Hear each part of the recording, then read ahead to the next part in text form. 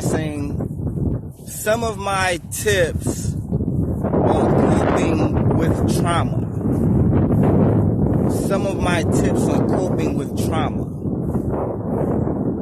So, of course, we're all aware of so much that's going on in the world, in our communities, and our neighborhoods, whether it's upscale, high, middle class,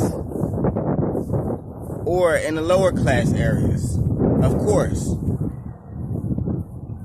So, everyone's actually going through something in today's time. It's like no one is exempt.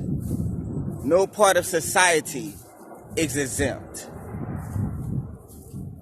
And so we have to have some type of way of healing, even through the midst of all the trauma that we're all experiencing.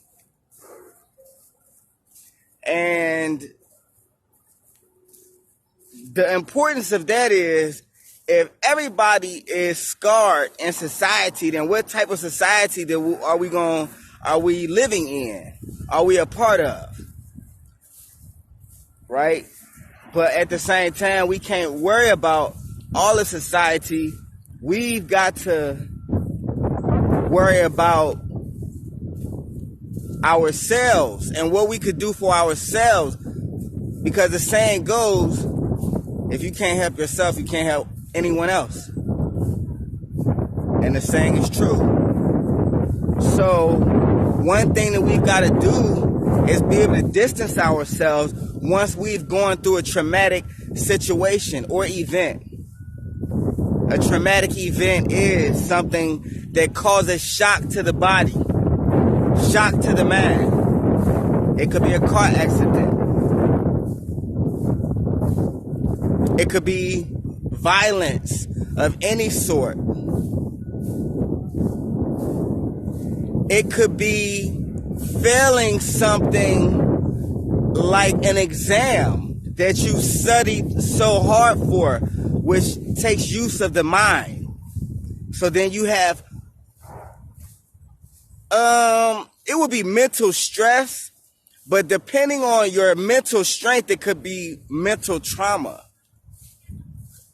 Sometimes an accident itself could cause mental trauma.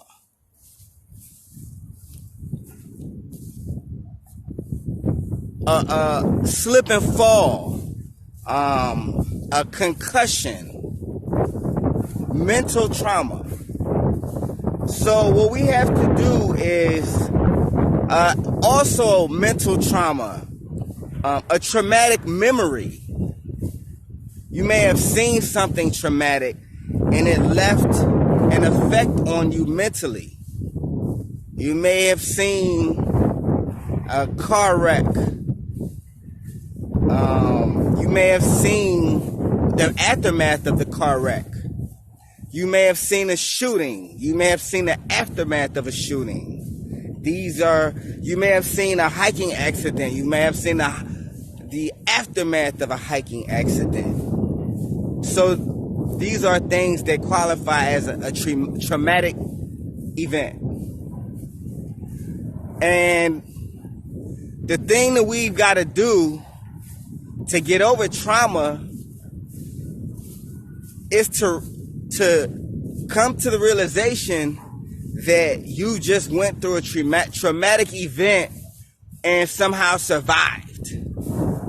The first thing is to realize that you survived. The second thing is to realize that at some point you're going to go through survivor's guilt. But we've got to get through survivor's guilt. We've got to put ourselves in a position where we can think without so many voices in the background. So at some point you're going to have to remove yourself from the circle if you have one, because they're really not going to be able to understand the traumatic event that you've just experienced unless they were in it with you. As much as they might want to help or assist, it's almost not going to be possible without professional help or without God. When you have outside assistance, it's like luxury. But the core of what you need is within yourself.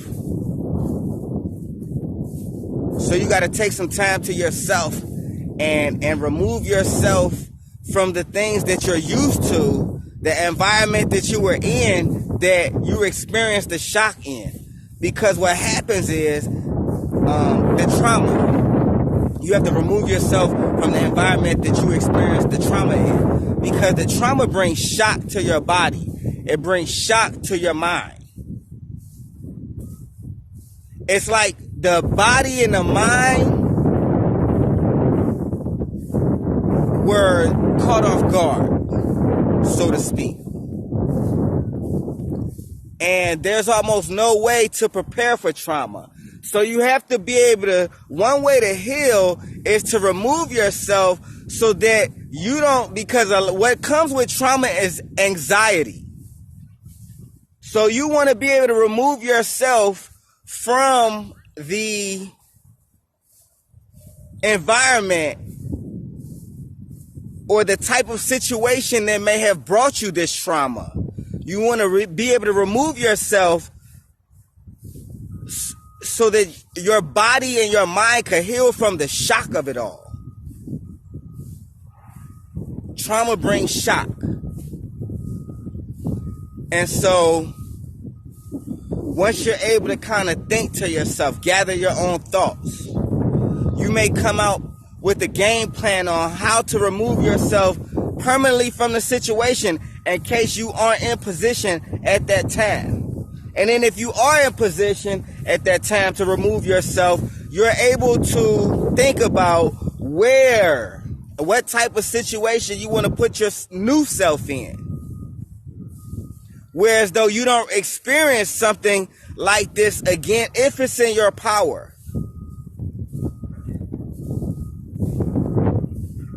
If it's not in your power, say it might have been a car accident or something and you can't stop driving. So you just have to kind of like get back on the horse and keep going.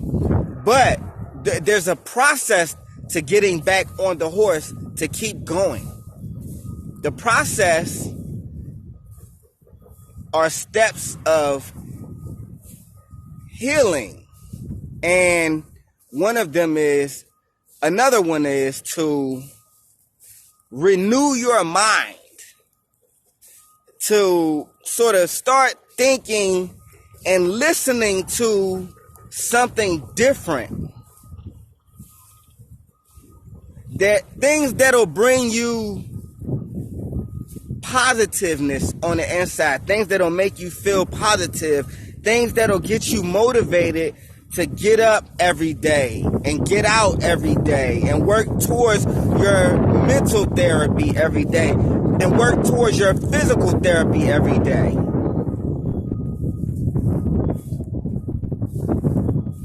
The music you listen to, the content that you watch, the streaming content that you watch. Everyone doesn't have the capacity to do everything. So we have to stay within our capacity levels because only you know what you produce on the inside. So you are aware of the fact that you need to listen to positive individuals and less let's say reality television, less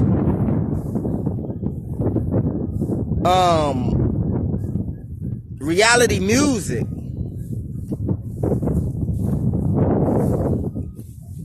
and listen to and watch things more that I'm not sure what it could be for your situation or what you like or what you don't like. But what I do know is what is a distraction.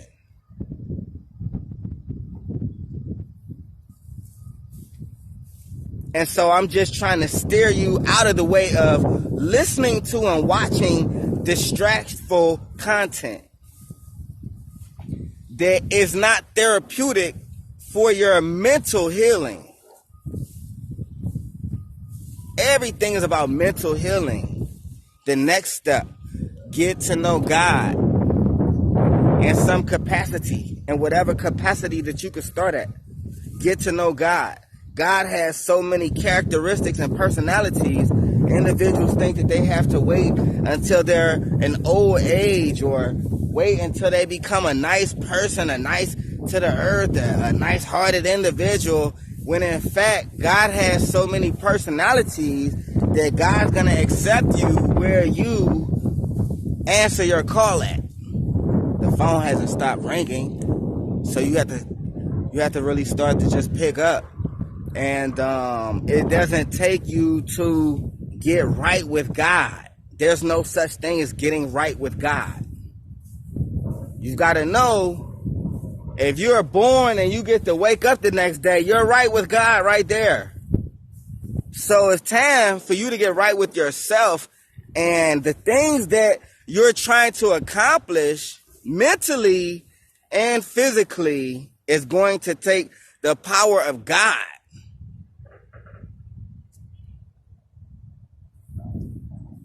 Physical trauma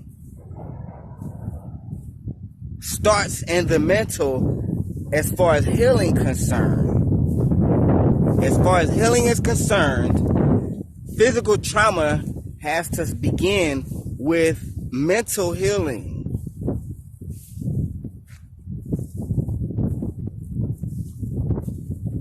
And so with mental healing is a renewed attitude, a realistic attitude about what you've just went through and what your options are as far as surviving. There's a lot of, I said, violence going on in America, in this country of America. There's a lot of violence going on in other countries. There's a war going on.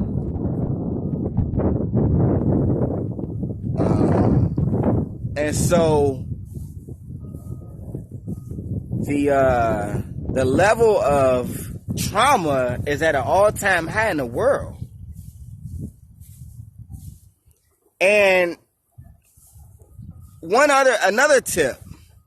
These tips are in a specific order because, as we all are aware, I'm not like a psychologist or a psychiatrist. I'm just giving you some tips on how I've been able to survive the trauma that I've experienced in my lifetime.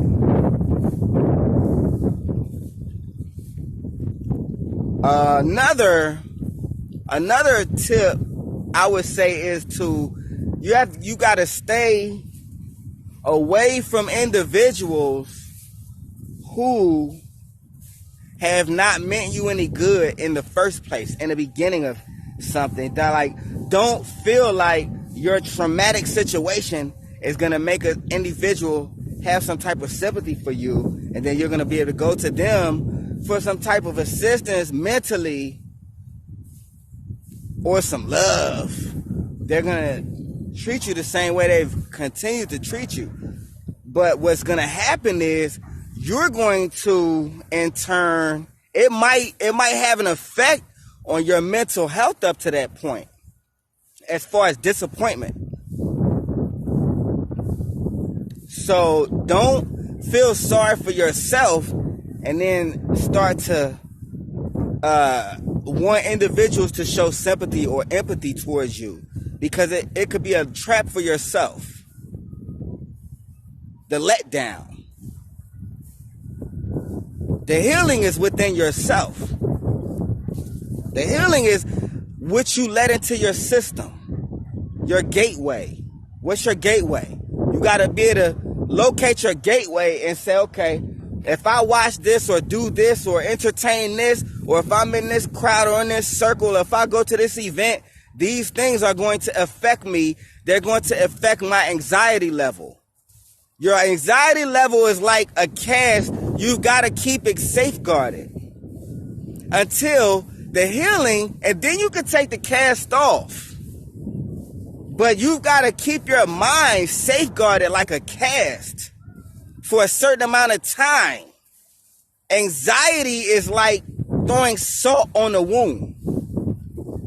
So if you keep putting yourself in positions that bring anxiety, these things are like putting salt on the wound, and your healing process takes that much longer. Certain situations, we're in situations where we have to stay where we are. We can't leave. We can't relocate. These are the times where I would say God is important. These are the times I would say God, your relationship with the Father who created 100 billion galaxies, 100 billion universes, is important. God is your protector. God is your cover. God is your refugee. So it's important that you understand that the traumatic situation you went through at the point of you being alive is due to God. So you've got to kind of go to God and ask what the answers are. Everybody's traumatic situation is unique. It's different.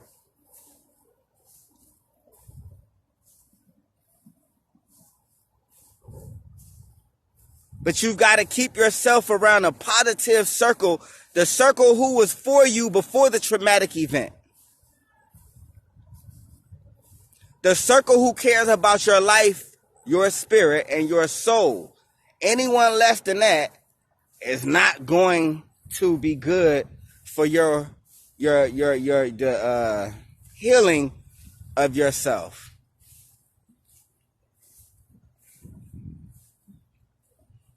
Your anxiety level will always be high.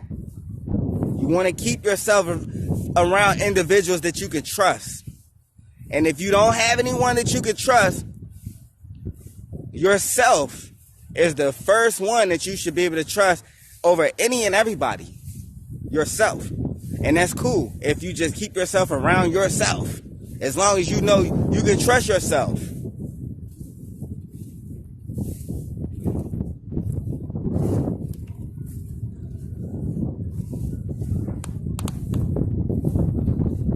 And like I say, you just put yourself in a position where you can think and get some thought.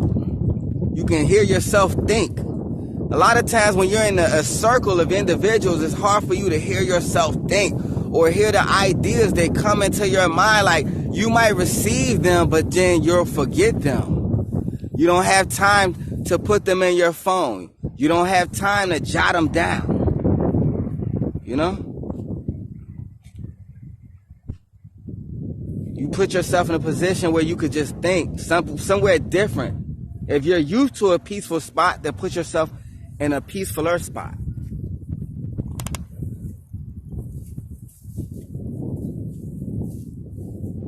So these are some pre-tips of how to get through trauma, the healing, change your environment, separate yourself for a little bit, take a separation like a vacation from the individuals that you're dealing with for a little while so that you could just free your mind, just get some different thoughts and put yourself in a different position.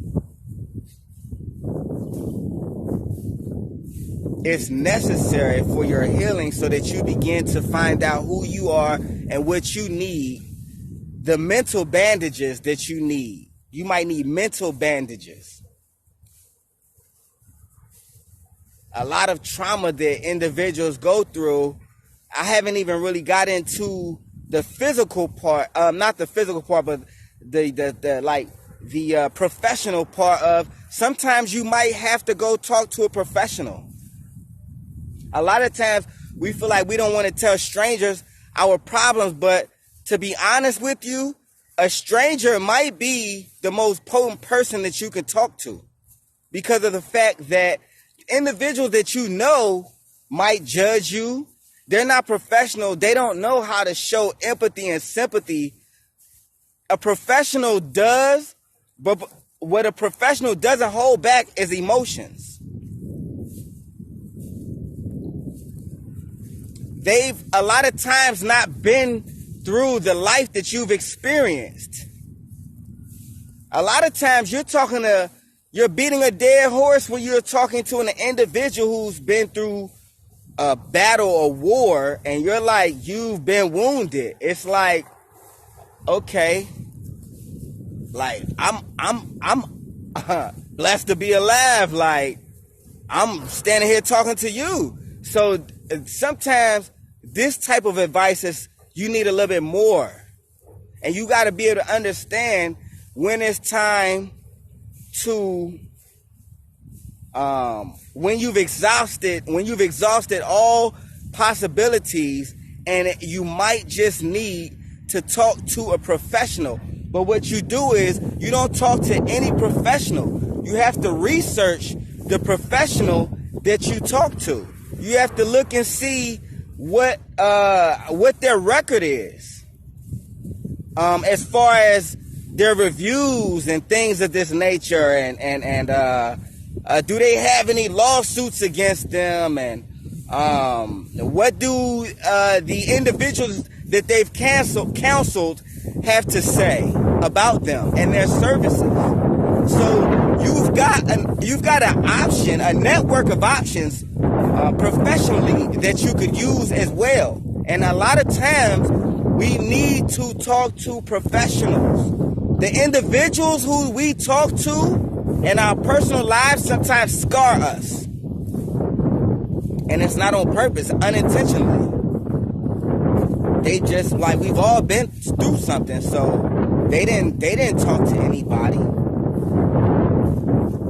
So we can't get mad at individuals who don't have the professional license to help us. We've got to go to the individuals and take an opportunity to say, okay, I'm going to talk to somebody who isn't going to be able to go back and spread my business in the neighborhood. I'm going to go and talk to somebody who isn't going to be able to go and spread my business at the job. I'm going to go and talk to somebody who isn't going to be able to spread my business in the family. Sometimes these types of things are needed, but we're not always aware of this because of the culture that we grow up in. And so we look down on going to talk to somebody about our personal business and not being able to get through it. But what goes on is a continuous cycle of mental trauma that is harder and harder to get into because there are levels to trauma. And sometimes a traumatic event, the second level doesn't hit you for a couple of months. And then you're wondering what's going on. Like your life is you're going through a lot. Your anger level is up. Your anxiety level is always high. So you're always on the combat, on the lookout. So it's sometimes good to go and talk to a professional if you have the insurance, if you have the job, to be able to have the insurance to be able to talk to someone. If you don't have the job or have the insurance, then this is where God comes in. That God comes in at every level. But what I'm telling you is, God comes in certainly when you only have yourself. A lot of times when you do get counseling, you'll go to God as well. When you're not in counseling and things of that nature, you'll start to have a clearer mind and you'll go to God. But sometimes you can't afford counseling. So that's where God comes in at, because God gives you sense and common sense. God is counseling. God created the counselor.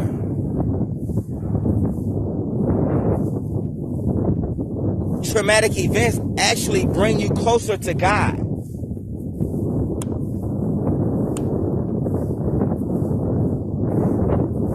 And so, like I say, it's just a lot of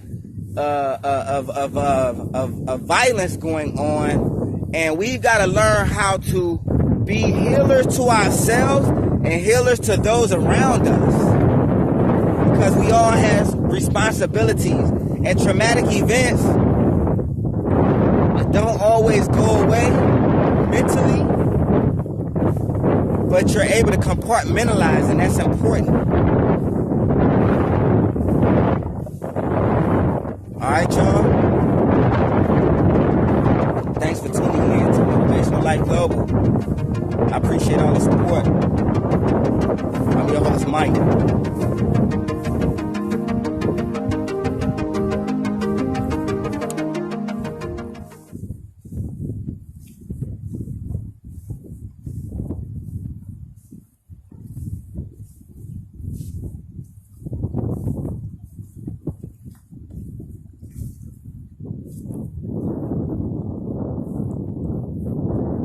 Motivational Life Global.